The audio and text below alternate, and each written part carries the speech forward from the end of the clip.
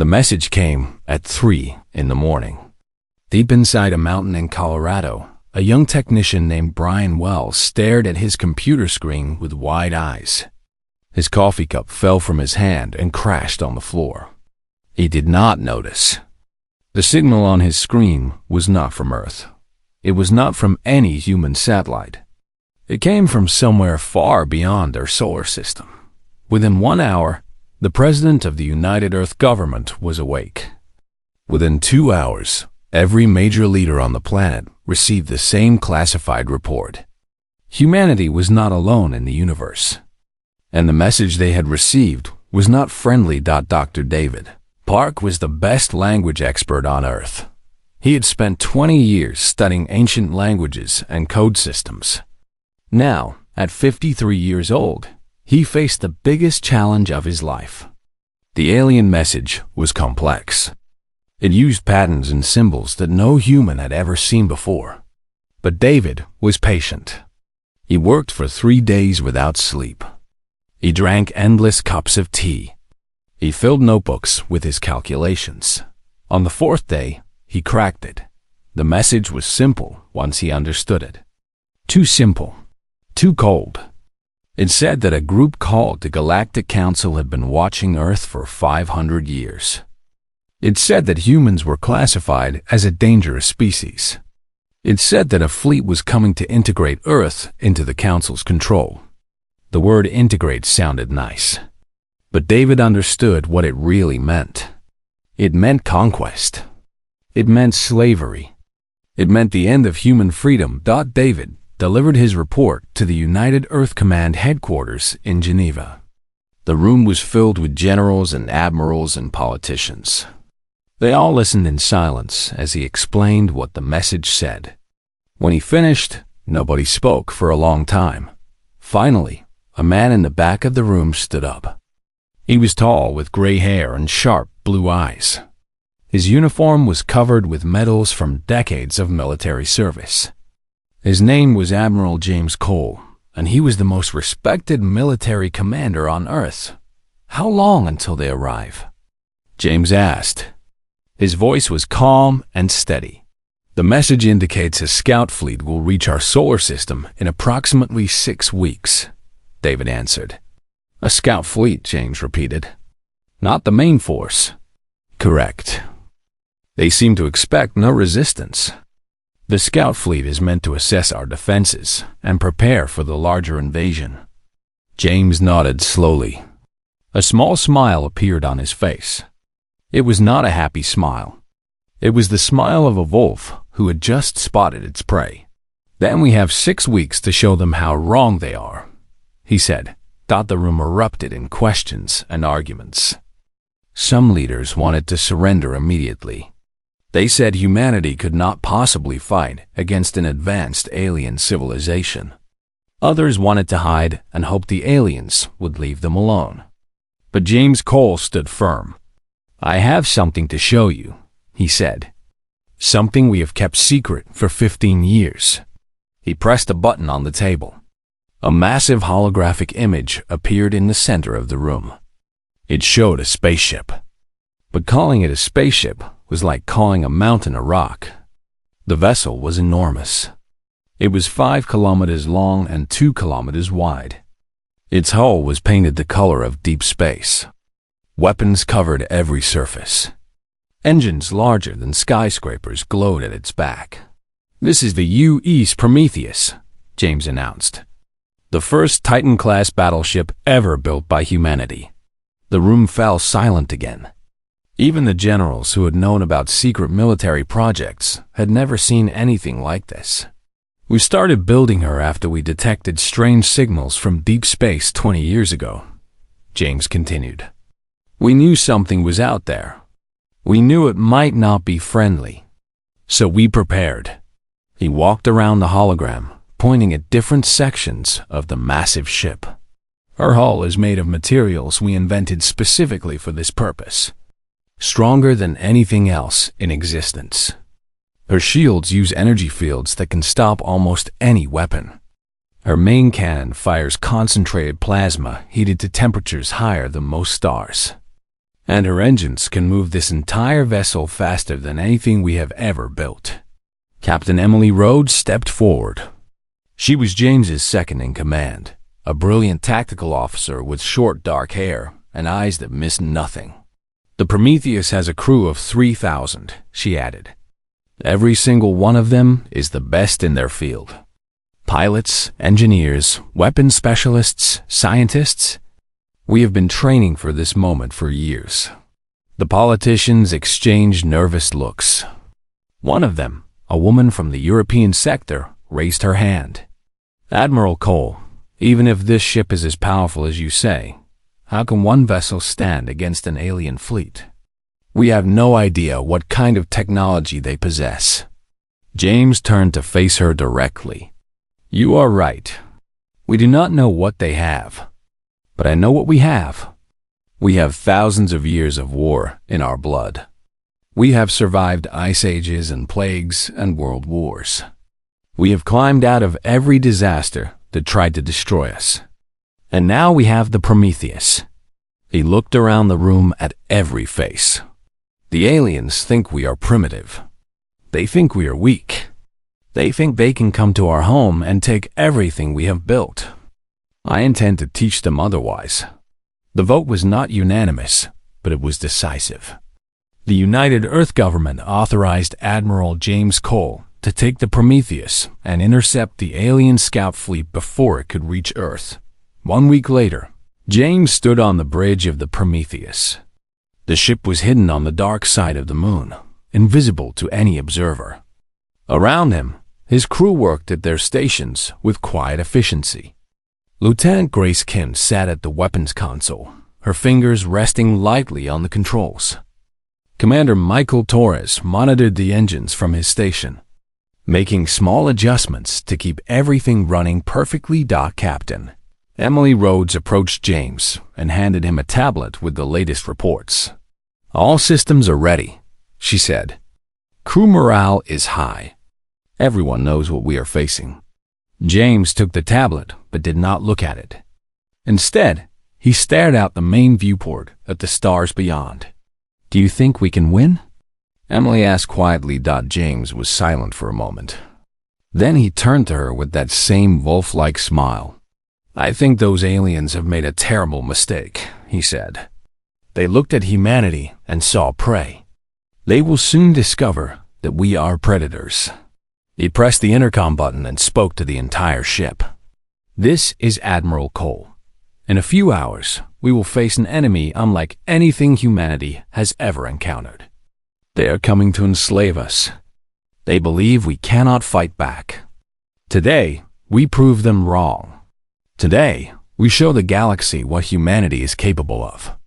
Every one of you was chosen for this mission because you are the best. Trust your training. Trust your crewmates. Trust this ship. He paused and looked around the bridge at his crew. And trust me when I say this, we will not fail.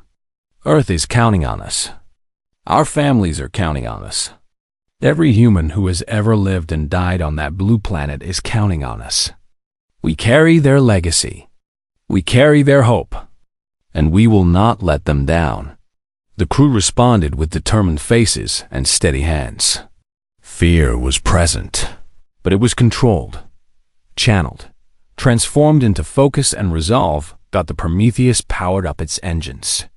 The massive ship began to move, sliding silently through the darkness of space toward the edge of the solar system, toward the unknown, toward the first contact between humanity and alien life.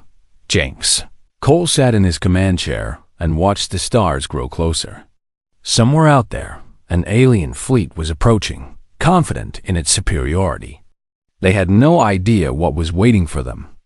Set course for the outer rim, James ordered. It is time to introduce ourselves to the galaxy. The Prometheus accelerated into the void, carrying with it the hopes and fears of an entire species. Humanity's first battle for survival had begun. The Prometheus waited in silence at the edge of the solar system. 2 weeks had passed since they left the moon. 2 weeks of preparation, training, and nervous anticipation. Now the moment had finally arrived. The alien scout fleet was coming. Lieutenant Grace Kim was the first to see them on her sensors. Her eyes widened slightly, but her voice remained calm and professional. Contact confirmed, Admiral. 12 vessels approaching from bearing 073. Distance approximately 2 million kilometers and closing fast. Admiral James Cole leaned forward in his command chair. Put them on the main screen. The viewport flickered, and suddenly the alien ships became visible. They were beautiful in a strange and unsettling way. Long and curved like silver blades, they moved through space with elegant precision. Each ship glowed with blue energy that pulsed like a heartbeat. They flew in perfect formation, spreading out like the wings of some great cosmic bird. Captain Emily Rhodes studied the tactical display. 12 ships. Based on their size and energy signatures, I would estimate they are cruiser-class vessels. Weapon systems are powered, but not yet active. They do not see us as a threat, James observed quietly. Can you blame them? Emily replied. To them, we are just primitives with sticks and stones. James smiled. Then let us show them our sticks and stones. On the lead alien ship, Warlord Brax sat on his throne and looked at the human solar system with contempt. He was a massive creature with thick gray skin and 4 arms, covered in ceremonial scars from countless battles. He had conquered more than 50 worlds for the Galactic Council. He had crushed rebellions and destroyed civilizations. Earth would be no different. His second-in-command approached with a report.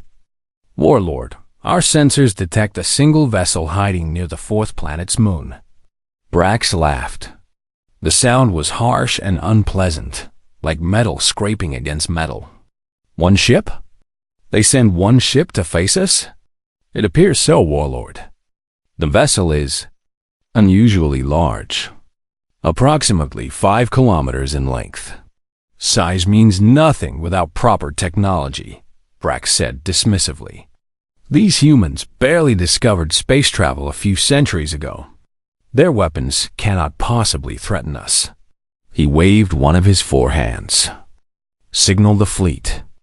We will destroy this foolish ship and then proceed to the planet. I want to finish this conquest before dinner. The Dominion fleet changed course, heading directly toward the Prometheus.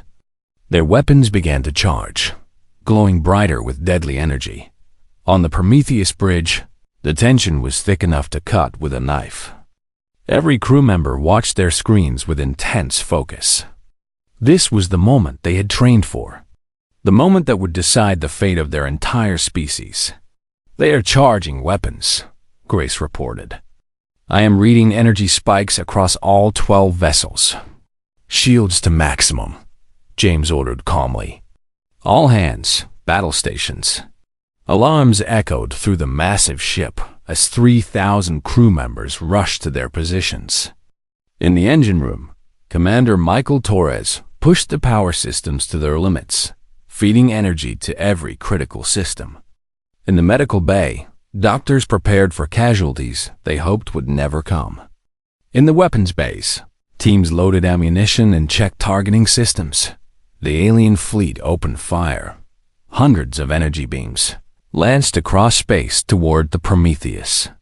They were bright blue and beautiful and absolutely deadly. Any normal ship would have been destroyed instantly. The combined firepower of 12 Dominion cruisers could level a small city. The beams struck the Prometheus shields. Nothing happened. The energy was absorbed, harmlessly, spreading across the invisible barrier like water hitting a rock. The shields flickered slightly, but held firm. Not a single shot penetrated. On the Dominion flagship, Brax stared at his screen in disbelief. That is impossible. Fire again.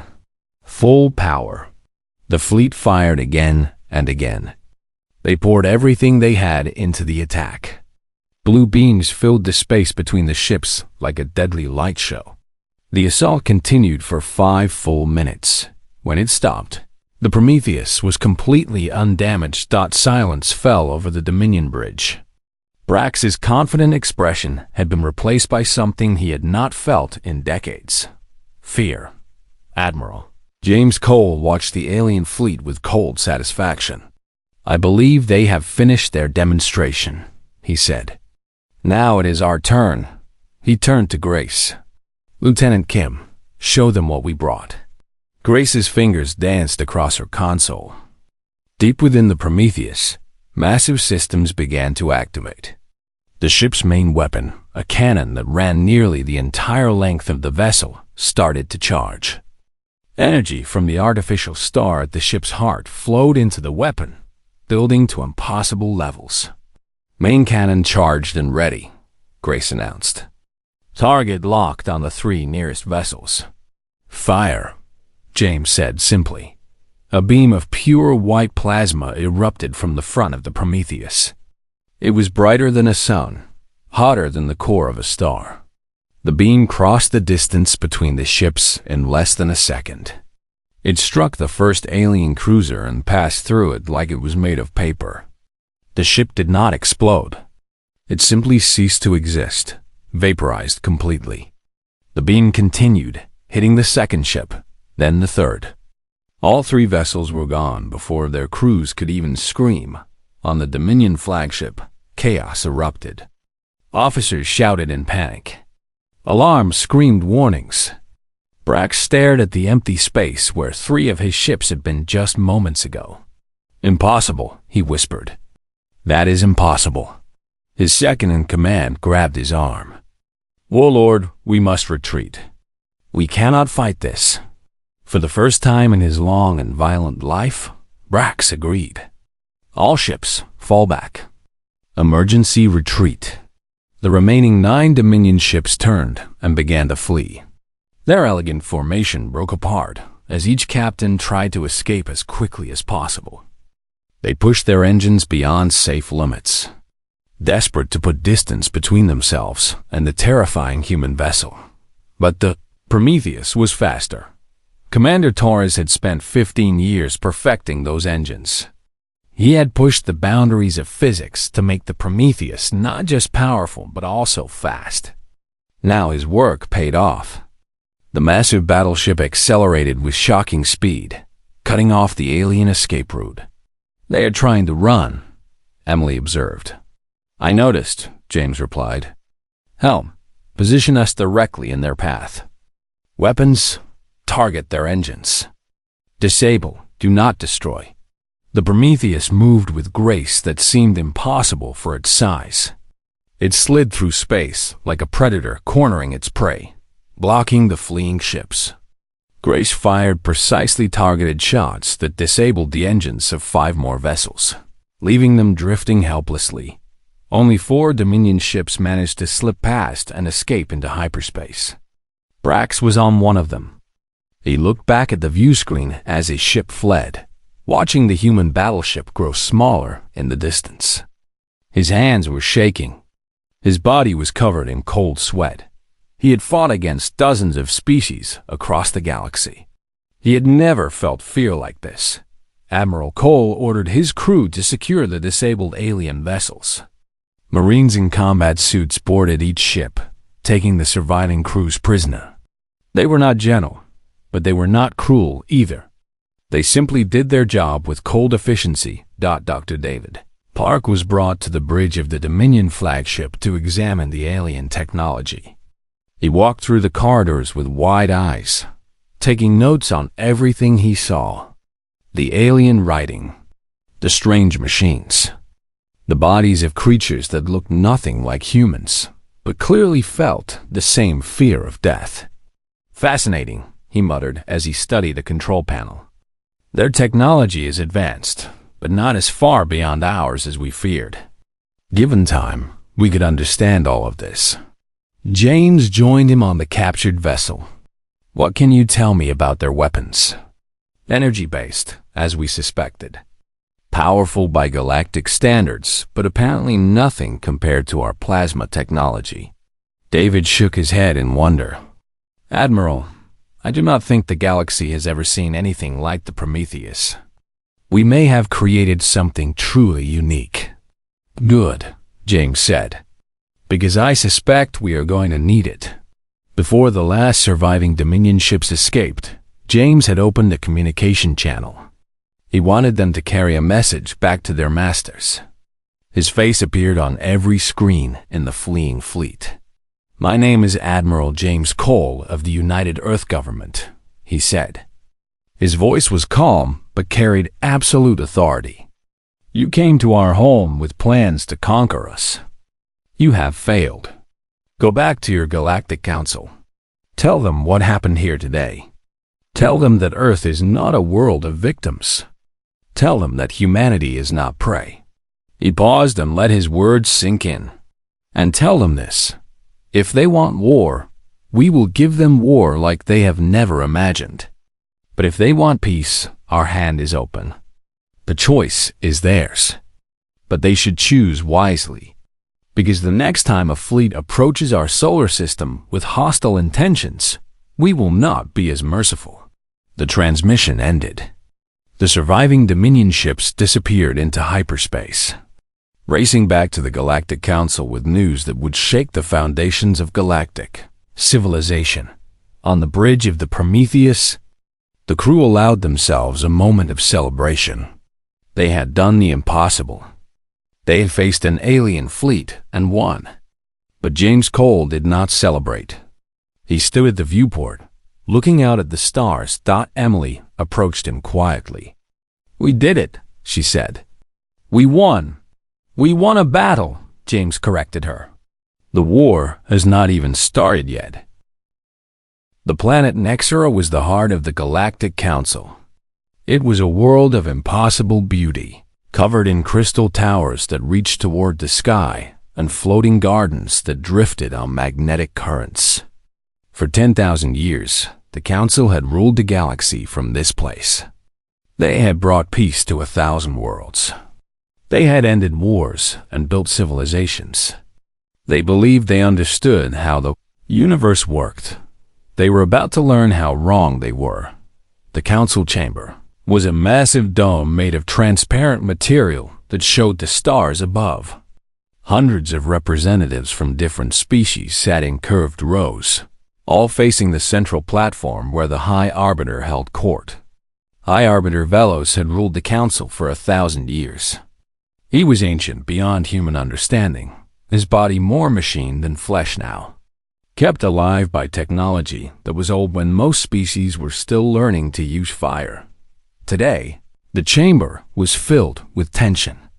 Everyone had heard the rumors. Something had happened in the outer regions. Something bad. The doors opened, and Warlord Brax entered the chamber. He walked slowly, his forearms hanging at his sides. His proud posture was gone. His confident stride had been replaced by the shuffle of a broken creature. The representatives whispered among themselves as he approached the central platform. High Arbiter Velos leaned forward, his mechanical eyes focusing on the warlord. "You were sent with 12 ships to integrate a primitive world," he said. His voice echoed through the chamber like thunder. "You returned with 4. Explain." Brax stood silent for a long moment. When he finally spoke, his voice was barely above a whisper. "They were waiting for us." "Who was waiting?" "The humans." Brax looked up, and every representative in the chamber could see the fear in his eyes. They had a ship. A single ship. It was larger than anything I have ever seen. Our weapons could not penetrate its shields. Its main cannon destroyed 3 of my cruisers with one shot. One shot, his voice cracked. We tried to run. They were faster than us. They disabled 5 more ships before we could escape. The chamber erupted in noise. Representatives shouted questions and demanded explanations. Some accused Brax of lying. Others simply sat in stunned silence. High Arbiter Velos raised one hand, and the room fell quiet. "You are telling me that a species that discovered space travel less than 300 years ago has built a weapon that can defeat the Dominion's finest warships?" Yes, Brax said simply. That is exactly what I am telling you. Impossible, said a voice from the upper rows. It was Elder Chorus, the Council's historian. He was one of the oldest beings in the galaxy, second only to the High Arbiter himself. His body was small and frail, but his mind was sharp as ever. Let me access the historical archives. He waved his thin fingers, and a holographic display appeared in front of him. Data streamed across the screen as he searched through records that spanned millions of years. Ah, he said finally. Here it is, Earth. Third planet from a yellow star in Sector 7 of the outer spiral arm. He read further, and his expression changed from curiosity to concern. Oh dear, what have you found? Velos asked.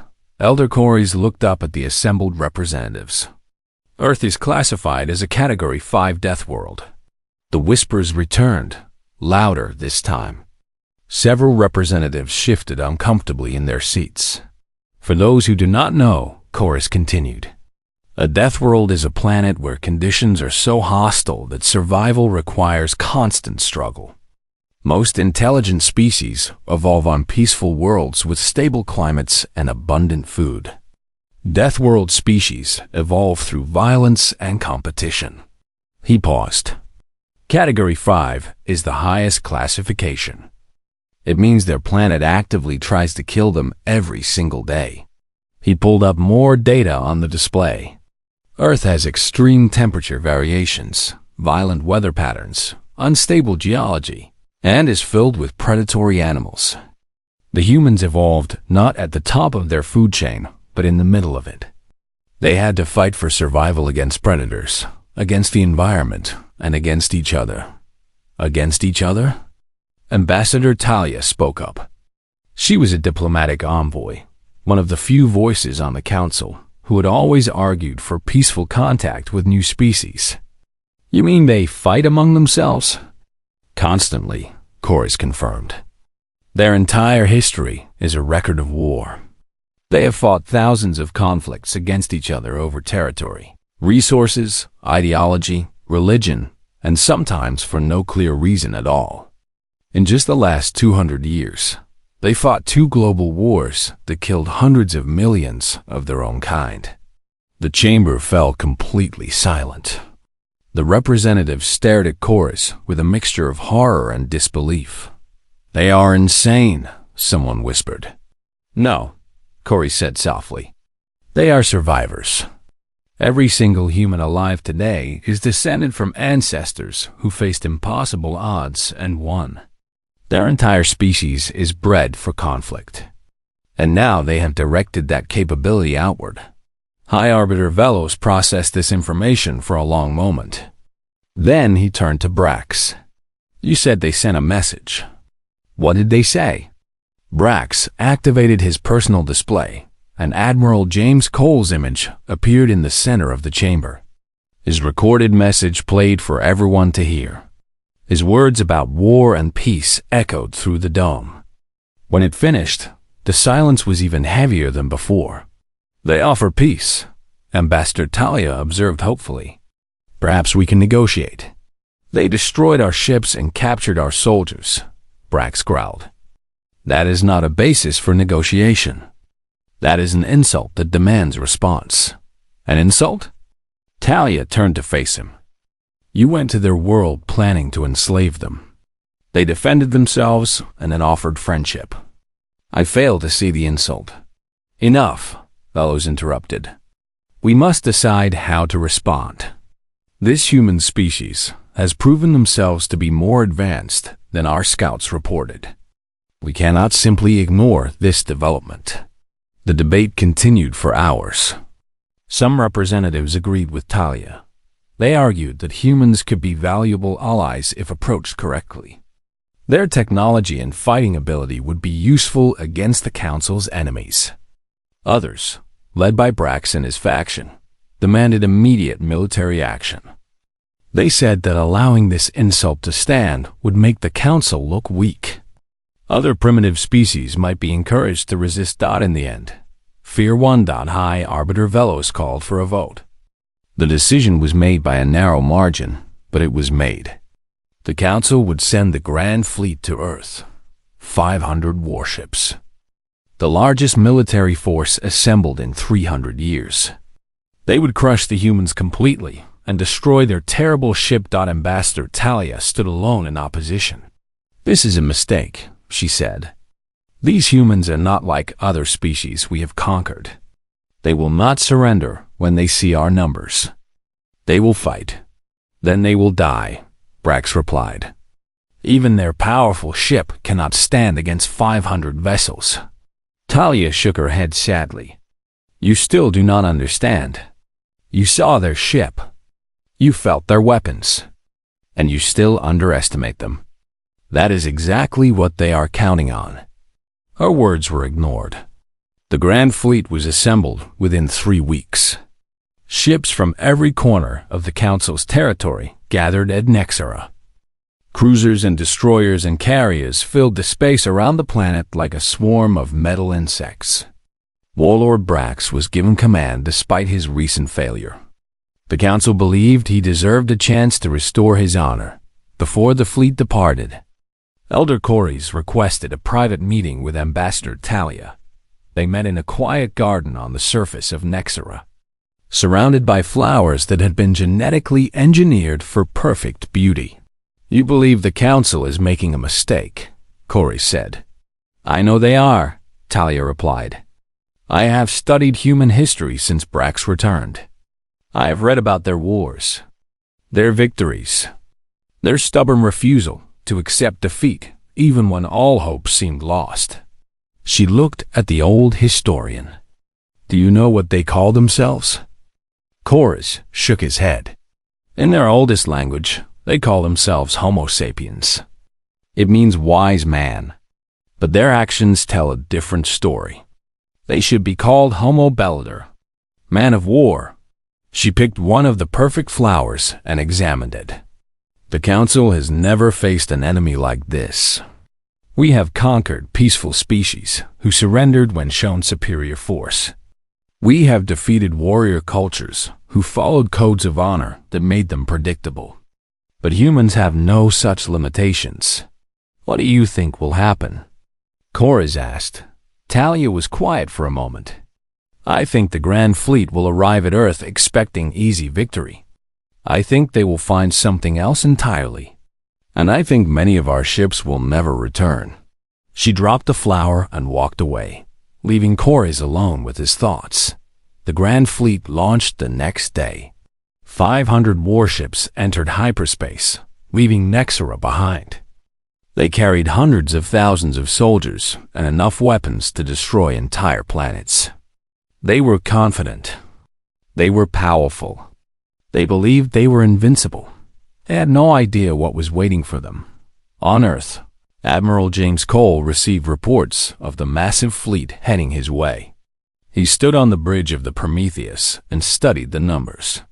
500 ships. More firepower than humanity had ever faced. Captain Emily Rhodes looked at him with concern. "Can we win?" James was silent for a moment. Then he smiled. "The Prometheus has 2 sister ships in the final stages of construction. The UES Atlas and the UES Hercules will be ready within 2 weeks. 3 ships against 500? 3 Titan-class battleships against Asterisk the Grand." Fleet emerged from hyperspace like a dark cloud spreading across the sky. 500 warships filled the void between Mars and Jupiter, their weapons charged and ready. They had traveled across the galaxy to crush a single planet. They expected easy victory. They found something else entirely. Warlord Brax sat on his command throne and stared at his tactical display with growing unease. The humans had detected their arrival immediately. But instead of fleeing or hiding or sending desperate messages begging for mercy, they had done something unexpected. They were advancing. 3 massive ships moved toward the Grand Fleet in perfect formation. They were shaped like arrowheads, black as the void itself, each one 5 kilometers long. Their shields were already active, creating visible distortions in the space around them. They looked like predators stalking their prey. "Warlord," his second-in-command said nervously, "the humans have built more ships." "I can see that," Brax growled. He studied the 3 vessels carefully. They were identical to the one that had humiliated him before. 3 of them. 3 impossibly powerful weapons aimed directly at his fleet. "It does not matter," he said, though his voice lacked conviction. "We have 500 ships. They have 3. Mathematics is on our side." He opened a fleet-wide communication channel. "All ships, attack formation.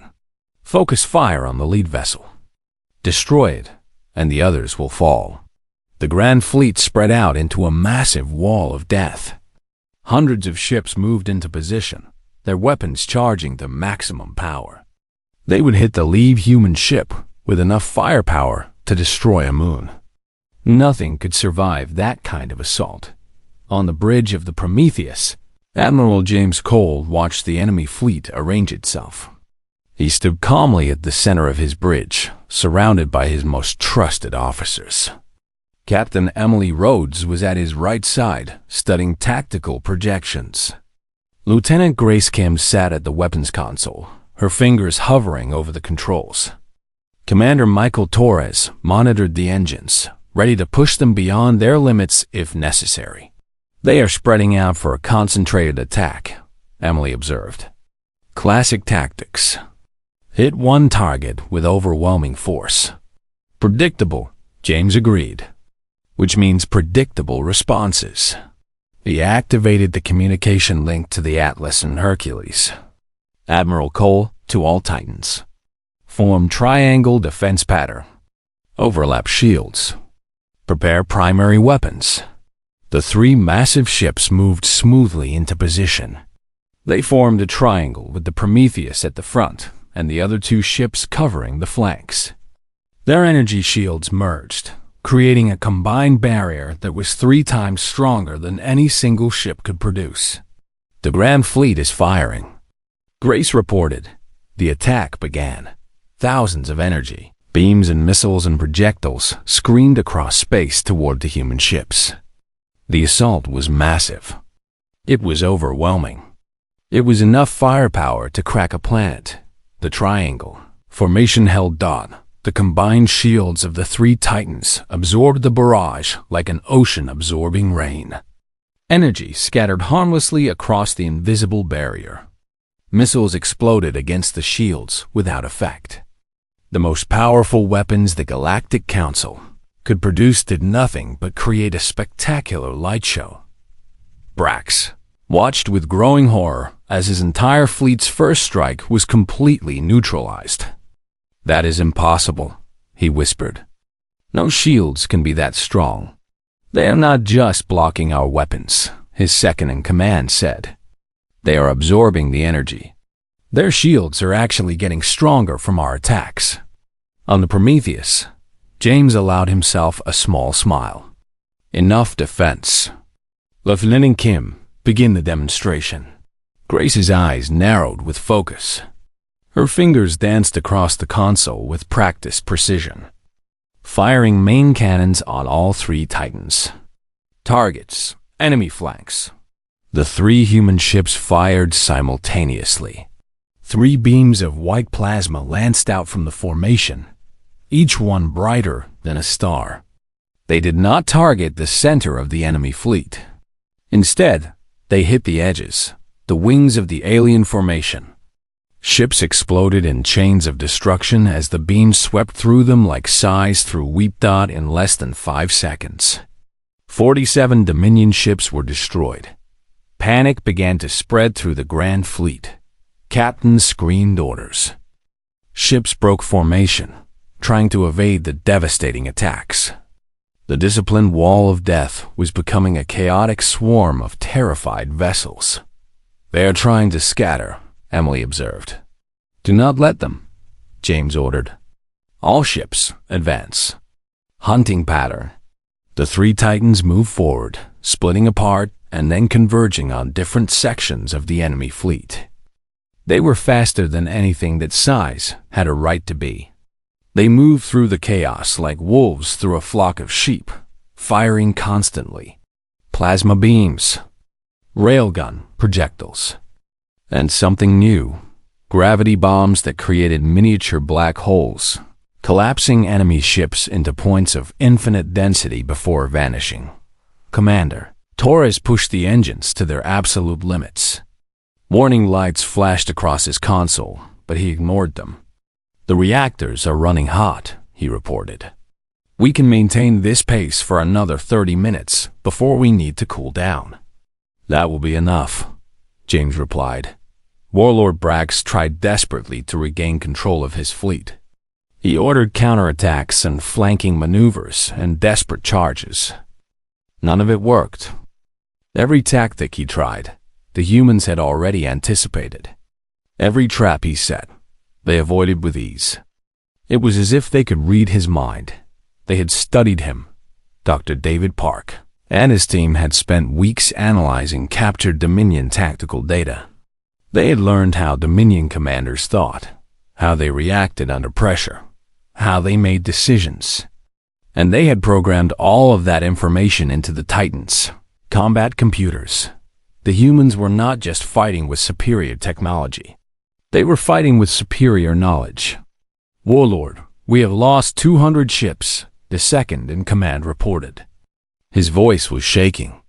Our fleet is being destroyed. Brax stared at the carnage on his display. Ships that had conquered empires were being swatted aside like insects. His proud grand fleet was being massacred by 3 vessels. 3. Order a charge, he said suddenly. All remaining ships. Target the lead human vessel. Ram it if necessary. Warlord, that is suicide. It is our only chance. Brax stood from his throne, his forearms clenched into fists. If we can destroy even one of those ships, the Council can use the information to build countermeasures. Our deaths will have meaning. The remaining ships of the Grand Fleet rallied. Nearly 300 vessels turned toward the Prometheus and accelerated to maximum speed. They abandoned all defensive measures. They focused every weapon they had on the single target ahead. James watched the desperate charge with calm appreciation. Brave, he said. Stupid, but brave. He activated the ship-wide intercom. All hands, brace for impact. Engineering, full power to forward shields. Weapons, fire at will. The final clash began. The Prometheus stood alone at the center of the triangle formation, facing the charging enemy fleet head-on. The Atlas and Hercules moved to flanking positions, firing into the massive enemy ships from the sides. But the main attack fell on the Prometheus. Grace fired the main cannon again and again. Each shot destroyed multiple ships. But still they came. Dozens of energy beams struck the shields simultaneously. The barrier flickered. For the first time in the battle, warning lights appeared on the shield status display. Shields at 70%, Torres reported. They are hitting us with everything they have. Hold steady, James commanded. A little closer. The enemy fleet pressed forward, sensing weakness. They poured fire into the Prometheus, determined to bring it down even if it cost them everything. Brax's flagship led the charge, its weapons blazing. Shields at 50%. Emily looked at James with concern. Admiral? Wait. Shields at 30%.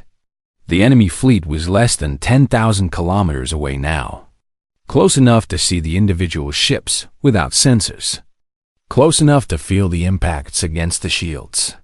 Now, James said quietly, release the swarm. Panels across the hull of the Prometheus opened. Thousands of small drones launched into space. Each one was the size of a car, armed with a single weapon, a miniature plasma charge. They spread out like a cloud of angry insects, racing toward the incoming fleet. The Dominion ships could not react in time. The drones were too small to target effectively, too fast to avoid. They struck ships by the dozens, their plasma charges burning through hulls and destroying critical systems. The charging fleet began to fall apart as ships lost control, crashed into each other, or simply exploded. Brax's flagship was hit by more than 50 drones. The vessel's shields failed. Its engines died. It drifted helplessly as the human ship surrounded it. "This is Admiral Cole to the Dominion flagship," James broadcast. "Surrender now, and I will spare your remaining crews. Continue fighting, and you will all die. You have 10 seconds to decide."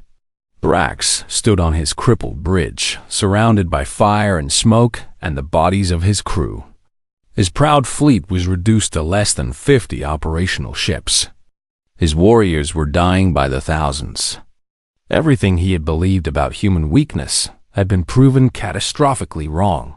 He had two choices: die with what remained of his honor, or live to warn the Council about what humanity truly was.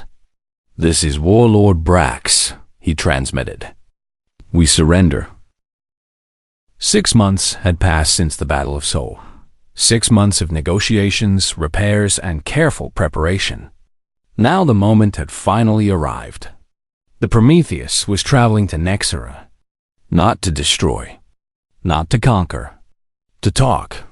Admiral James Cole stood at the viewport of his ship, watching the stars streak past as they traveled through hyperspace.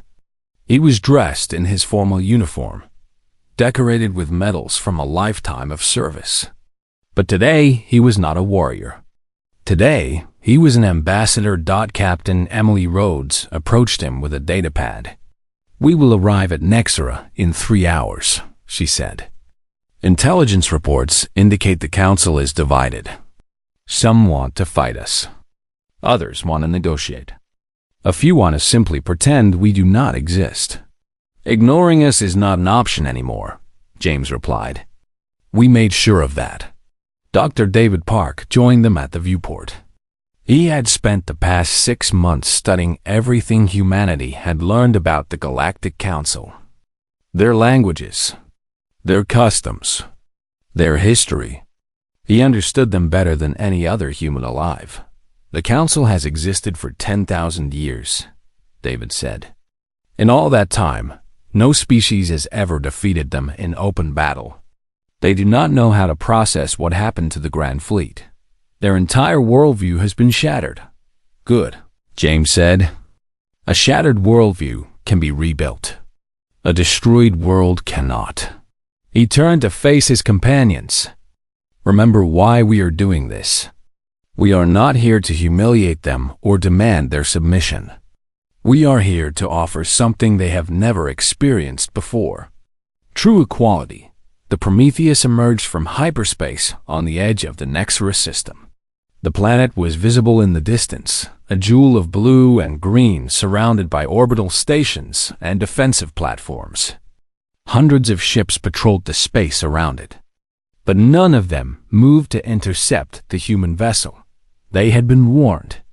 They knew what the Prometheus could do. "We are receiving a transmission," Lieutenant Grace Kim reported. "They are granting us permission to approach. A diplomatic escort will meet us." "How polite of them," Emily said dryly. 3 alien vessels joined the Prometheus, flanking it as it approached the planet. They were much smaller than the human battleship, their weapons clearly powered down. They were an honor guard, not a threat. The Council was treating them with respect for the first time the Prometheus entered orbit around Nexera. From this height, James could see the crystal towers and floating gardens that covered the surface. It was beautiful. It was ancient. And it was afraid. A shuttle carried the human delegation down to the surface. James led the group, accompanied by Emily, David, and a squad of Marines in ceremonial armor. They landed on a platform outside the Council chamber, where a crowd of alien beings had gathered to watch. Most of them had never seen a human before. They stared with a mixture of fear and curiosity at the strange beings who had defeated the Grand Fleet.